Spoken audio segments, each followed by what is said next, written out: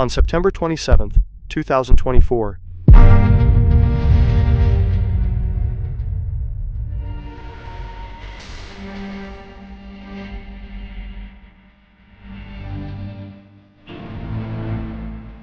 the Israeli Air Force executed a highly coordinated airstrike that sent shockwaves through the region. In a matter of seconds, Hassan Nasrallah, the notorious leader of Hezbollah, was dead.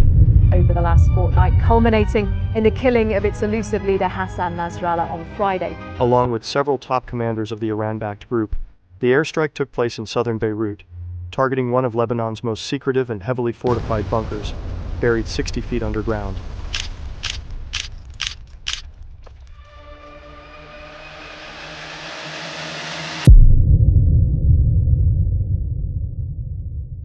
This wasn't just any bunker.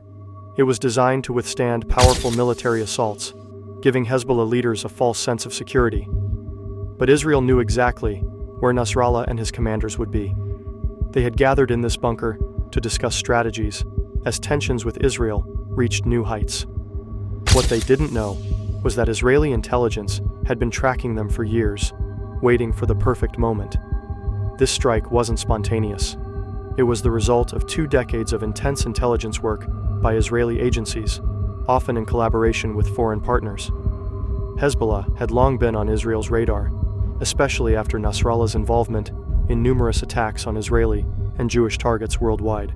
For Israel, Nasrallah was one of their most wanted enemies.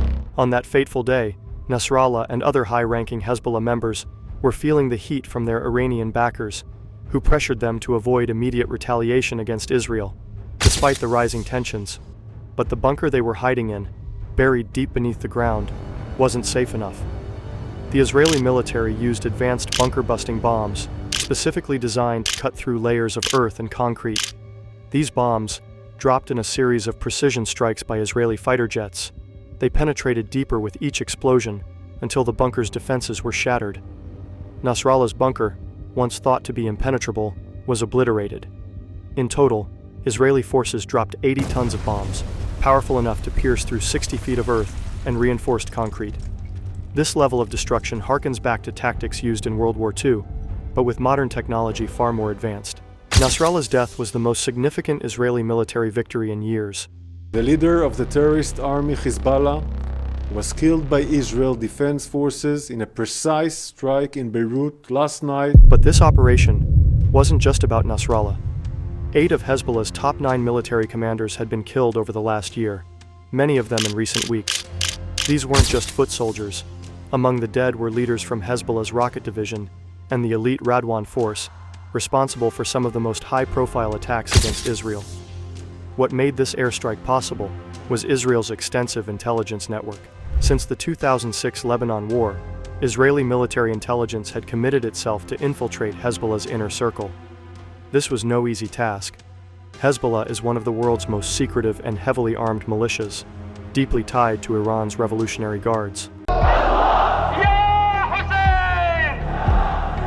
وستبقى اسم هذه الحدود الحدود اللبنانية الفلسطينية وبالنسبة إلينا لن يكون هناك يوم نقول فيه أو نعترف فيه بحدود لبنانية إسرائيلية. But the tides turned in 2012, when Hezbollah got involved in the Syrian civil war. This exposed the group in ways it hadn't been before, as many of their fighters were killed or wounded, revealing personal details about key members. This surge in information allowed Israel to build detailed profiles of Hezbollah leaders, including Nasrallah. But intelligence wasn't limited to personal details. Advanced hacking techniques were used to infiltrate Hezbollah's communications, surveillance systems, and even their vehicles.